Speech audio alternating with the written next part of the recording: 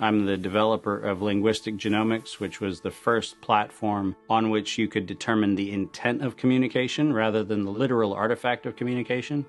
But we've also used that technology for a number of other applications in defense and intelligence and finance, and most notably, in the early 2000s, my company was responsible for bringing down what was, at the time, one of the largest tax frauds in U.S. history. We maintained a series of inquiries into every individual, every organization, and every company that is involved in anything that either blurs the line of biological and chemical weapons or crosses that line in any of 168 countries. In 1999, there were 1 million patents digitized by IBM. And those 1 million patents were the first time human innovation had been put into an electronic digital searchable format. We took that information and we did a very simple exercise using our linguistic genomics technology, where I made the horrific assessment that approximately 1/3 of all patents filed in the United States were functional forgeries, meaning that while they had linguistic variations, they actually covered the same subject matter.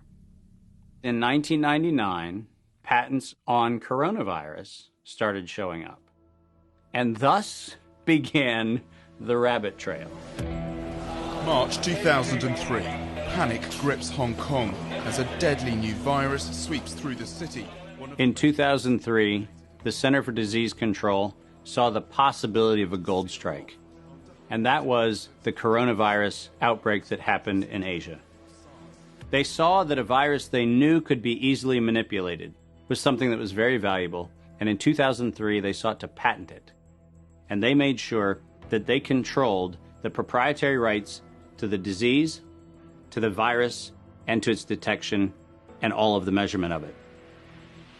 We know that Anthony Fauci, that Ralph Baric, that the Center for Disease Control, and the laundry list of people who wanted to take credit for inventing coronavirus were at the hub of this story. From 2003 to 2018, they controlled 100% of the cash flow that built the empire around the industrial complex of coronavirus. The World Health Organization has officially named the novel coronavirus the novel coronavirus outbreak. The World Health Organization has declared an international public health emergency.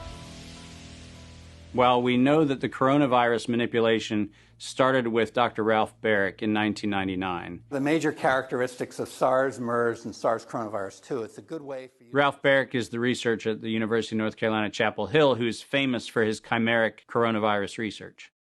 In 2002, there was a recognition that the coronavirus was seen as an exploitable mechanism for both good and ill. On April the 25th, 2003, the U.S. Center for Disease Control filed a patent on the coronavirus transmitted to humans. Under 35 U.S. Code Section 101, nature is prohibited from being patented.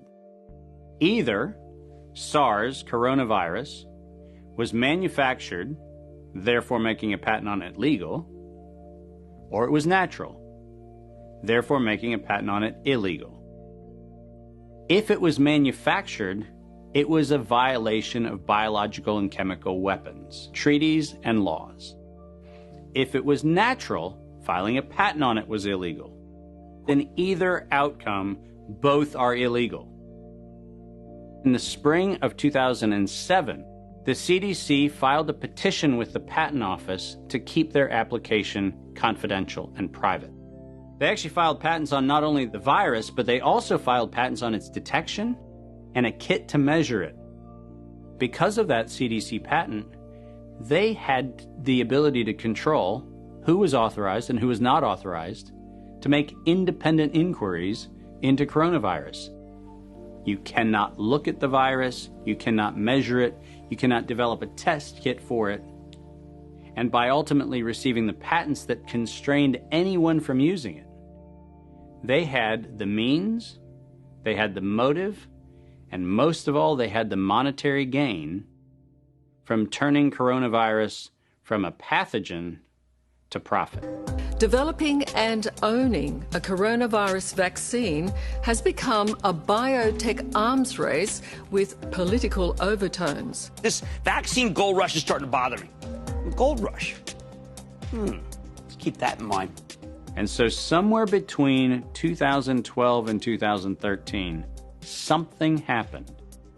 The federal funding for research that was feeding into places like Harvard, Emory, University of North Carolina, Chapel Hill, that funding suddenly became impaired by something that happened at the NIH, where the NIH got this little tiny moment of clarity and said, I think something we're doing is wrong. And in 2013, the NIH said, gain-of-function research on coronavirus should be suspended. The National Institutes of Health had a moral and social and potentially legal reason to object to research. But the letters that were sent to the researchers essentially said, you are receiving notice that we're telling you to stop. And now on the bottom of the page, we're going to clarify what stop means. Keep going. But when the heat gets hot in 2014 and 15, what do? You offshore the research.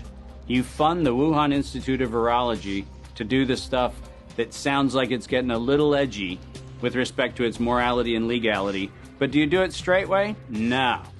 You run the money through a series of cover organizations to make it look like you're funding a U.S. operation, which then subcontracts with the Wuhan Institute of Virology. The U.S. could say, China did it. China could say, the U.S. did it. And the cool thing is, both of them are almost telling the truth.